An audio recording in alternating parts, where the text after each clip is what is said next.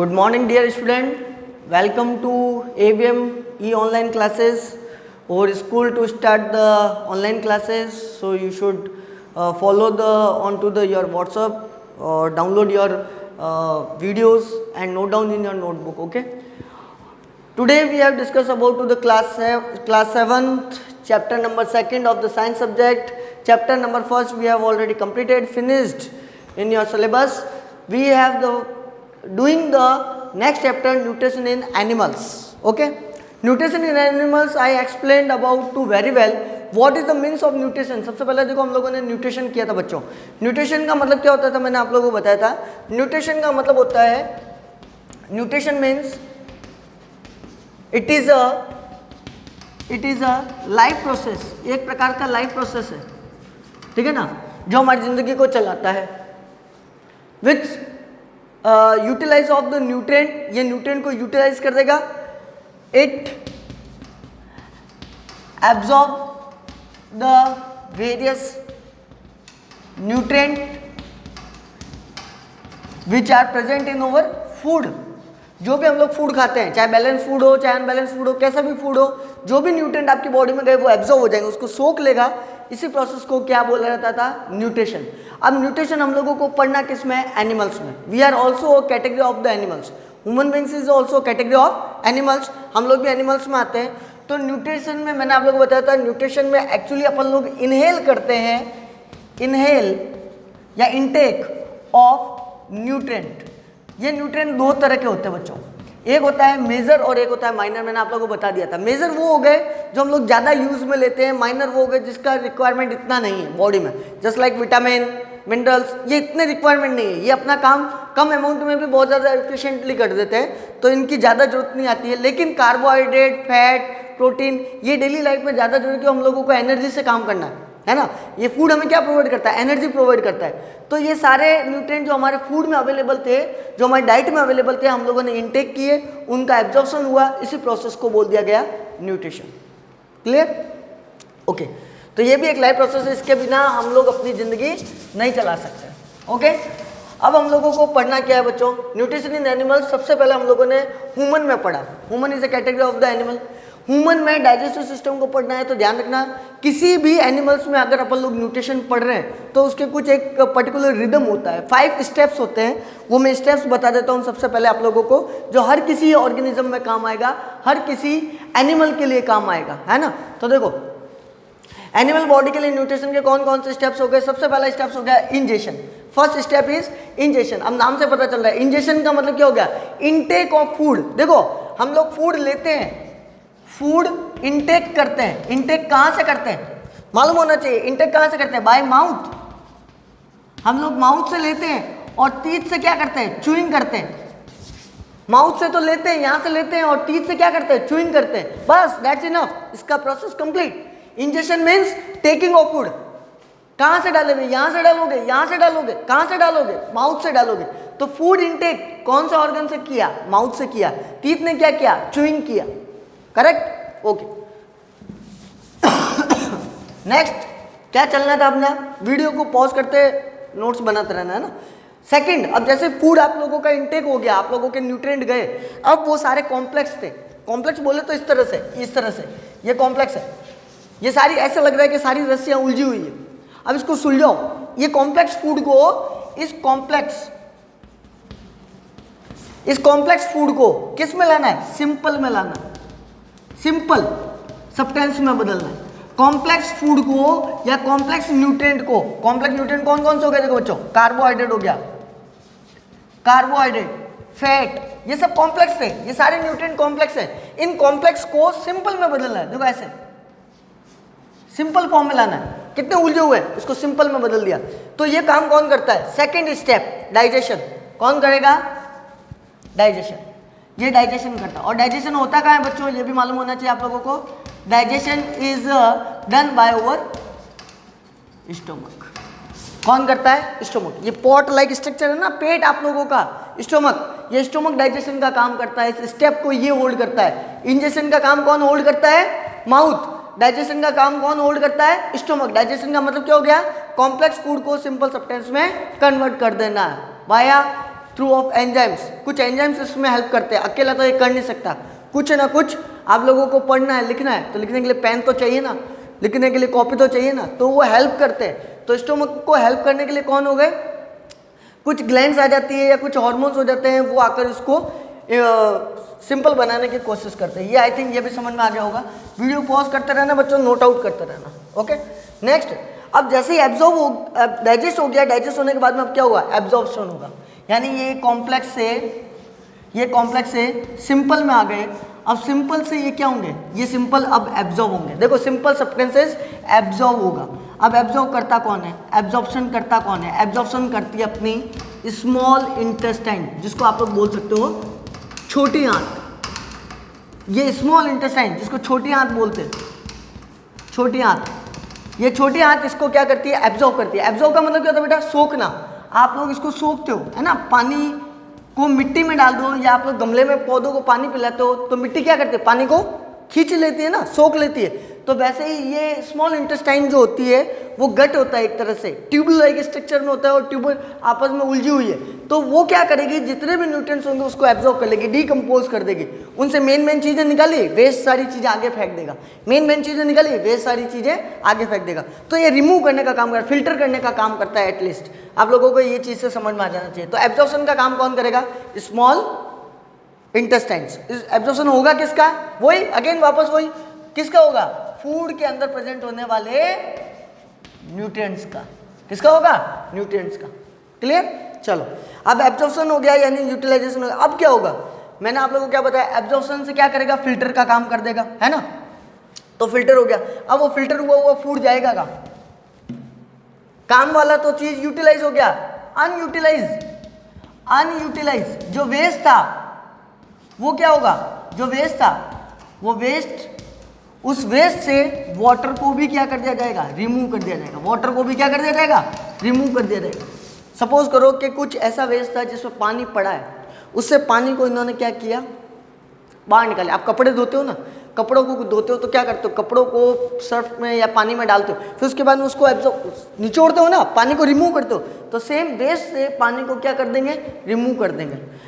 पानी को वेस्ट से रिमूव करना, ये प्रोसेस कहलाता है एसिमिलेशन। क्या कहलाता है, एसिमिलेशन। और एसिमिलेशन का प्रोसेस करता कौन है, एसिमिलेशन का प्रोसेस करता है लार्ज इंटेस्टाइन। कौन करता है, लार्ज इंटेस्टाइन, जो साइज में इससे बड़ी होती है, लार्ज इंटेस्टाइन, जिसको बोलते हैं, जिसको छोटी आंत बोल दिया तो इसको क्या बोलेंगे, बड़ी आंत, है ना। तो बड़ी आंत इसको एसिमिलेट करेगी, आपके वेस्ट से वाटर रिमूव हो गया। अब वेस्ट सॉलिड फॉर्म में हो गया। देखो बच्चों, सॉलिड फॉर्म में। अब आप लोगों को सुबह सुबह ओ हो अनडाइजेस्ट फूड को निकालना है, सुबह सुबह ओ हो प्रेशर बन गया, मम्मी जाना है, भागना है, तो भागोगे, यानी आप लोग आपके अनडाइजेस्टेड फूड को, सॉरी, आप अपने अनडाइजेस्टेड फूड को इजेट कर दोगे। इजेट बोले तो एग्जिट आउट। एक तो इन किया था, एंटर, अब एग्जिट। तो अनडाइजेस्टेड फूड को, अनडाइजेस्टेड फूड को क्या कर दिया जाएगा, remove from to the body, remove from to the body, body से वो रिमूव कर दिया जाएगा। उस प्रोसेस को क्या बोलेंगे बच्चों, ईजेशन। और ईजेशन का काम करता कौन है, अपना एनस। कौन करता है, एनस करता है। अब ये एनस से आप लोगों का वेस्ट प्रोडक्ट, सुबह सुबह पॉटी जाना, शर्म नहीं करनी, साइंस के टीचर शर्म नहीं करते हैं। एनस से आप लोग का वेस्ट बाहर निकल गया, ठीक है साहब। फिर वॉश वगैरह करते हो नहीं करते हो, वॉश करना जरूरी है। आजकल बहुत सारा इन्फेक्टेड बहुत ज़्यादा हो जाता है, तो वॉश करना, प्रॉपरली वॉश करना, हैंड वॉश करना वापस है। ओके, तो ये चीज़ आप लोगों को क्लियर हो गया। अब हम लोग आगे बढ़ते हैं। तो स्टेप आप लोगों को समझ में आ गए। वीडियो पॉज करना बच्चों, लिखते रहना, नोट आउट करते रहना।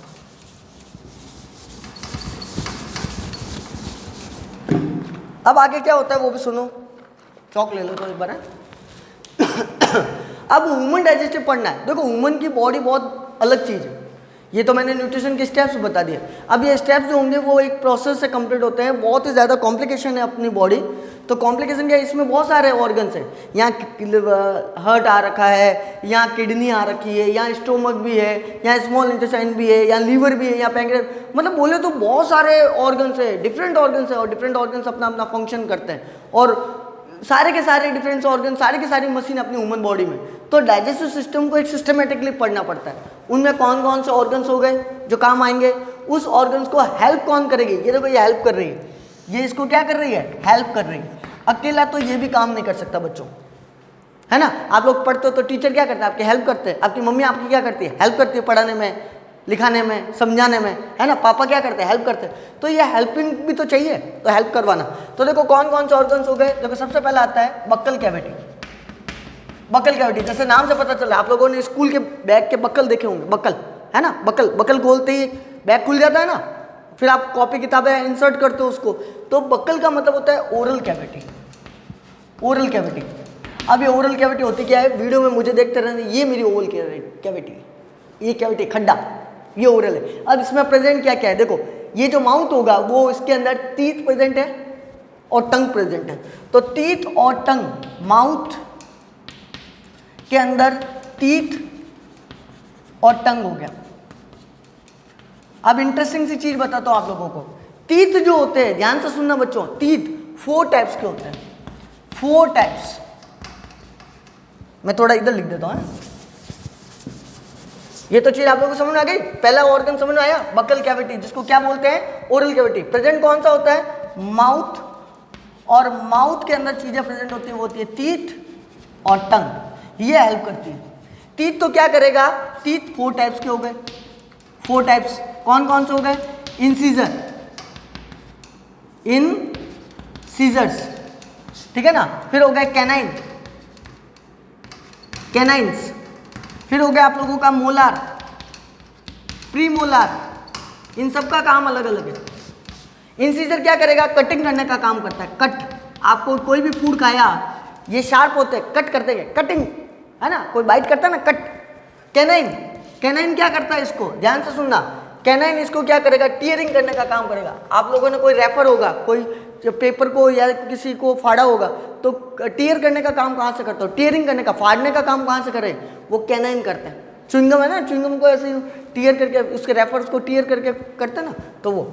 मोलार क्या करेगा और प्रीमोलार क्या करेगा, ये च्युइंग करने का काम करता है और ग्राइंडिंग करने का काम करेगा। पहले सबसे पहले ग्राइंडिंग होगी, सॉरी, सबसे पहले ग्राइंडिंग होगी।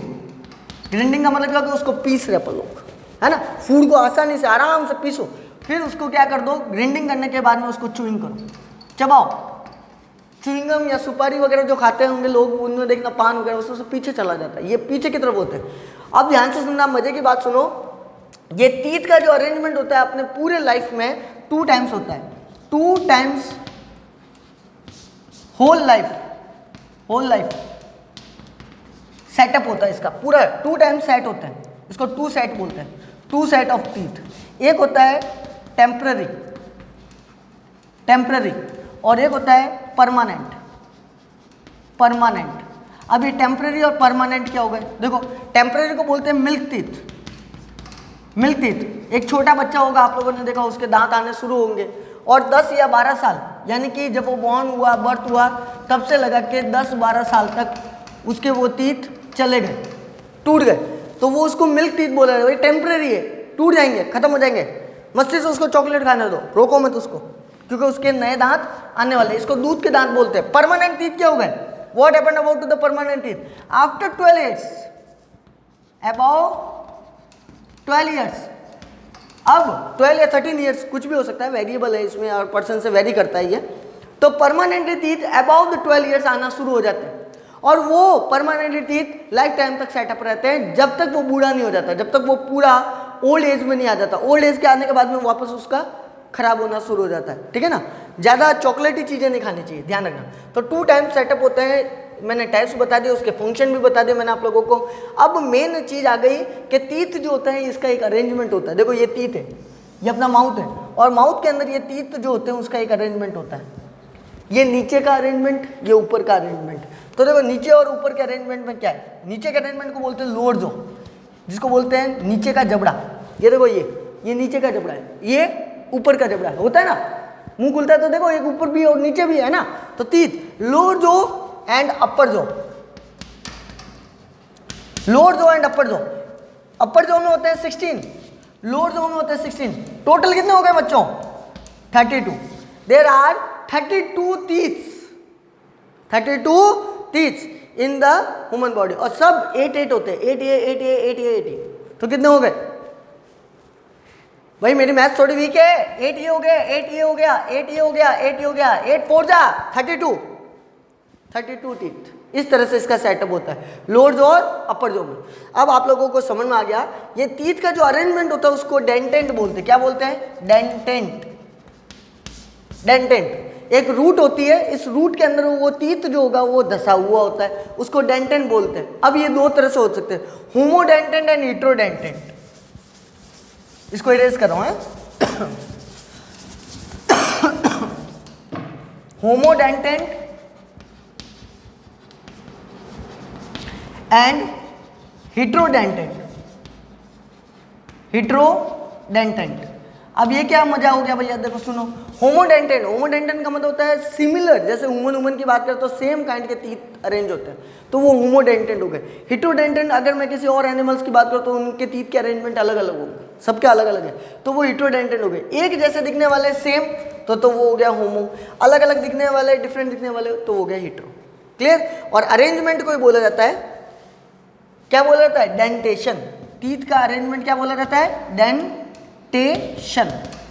और इसी से डॉक्टर बनते हैं, दांतों के डॉक्टर, डेंटिस्ट। क्या बनते हैं? डेंटिस्ट। ठीक है ना, आप डेंटिस्ट बन सकते हो। ठीक है भैया, बीडीएस करके। क्या करके? BDS, bachelor of dental surgeon जिसको बोला जाता है। अब नेक्स्ट आगे चलते हैं। फर्स्ट ऑर्गन समझ में आया आप लोगों को? टीथ वाला। अब टीथ तो मैंने बताया, अब टीथ तो हो गया, ठीक है ना। अब टीथ, चॉकलेट वगैरह खाने में ध्यान सुना, चॉकलेट वगैरह खाओगे तो टूथ डिके हो जाएगा, टूथ के अंदर सड़न हो जाएगी, है ना, तो बच के रहना, ज़्यादा चॉकलेट नहीं खाना, नहीं तो टूथ डिके वाली प्रॉब्लम हो जाएगी, दांत सड़ जाएगा आप लोगों का, पीला हो जाएगा, सड़ जाएगा, ठीक है ना। और एक चीज़ और मजे की बात बता दो, टीथ के ऊपर ही, ये टीथ के ऊपर जो वाइटिस सब्सटेंस होता है, वाइटिस, ये वाइट कलर का दिख रहा है ना, ये वाइटिस सब्सटेंस, ये वाइटिस सब्सटेंस आप लोगों का कहलाता है इनेमल। क्या कहलाता है बच्चों? इनेमल।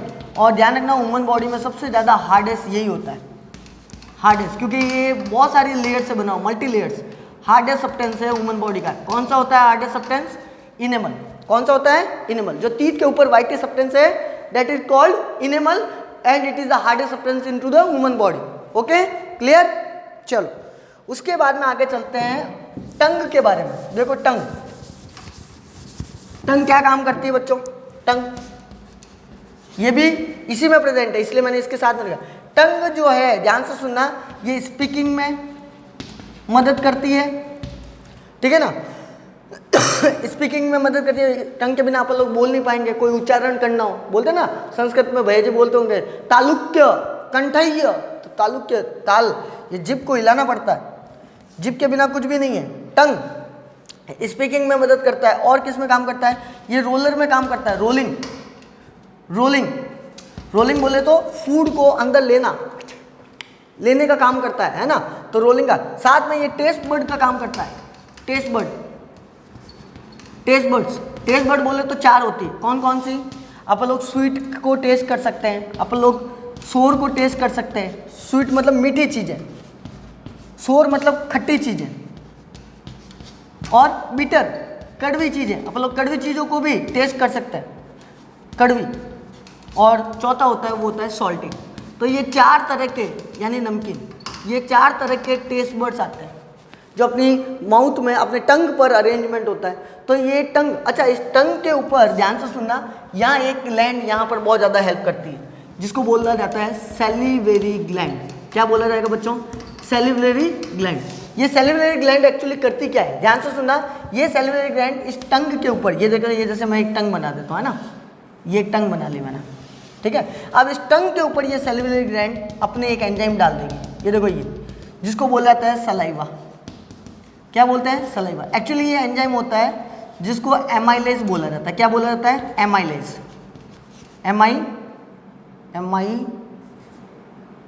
एमाइलेज, ठीक है ना, एमाइलेज। ये एमाइलेज क्या करेगा? एमाइलेज क्या करेगा?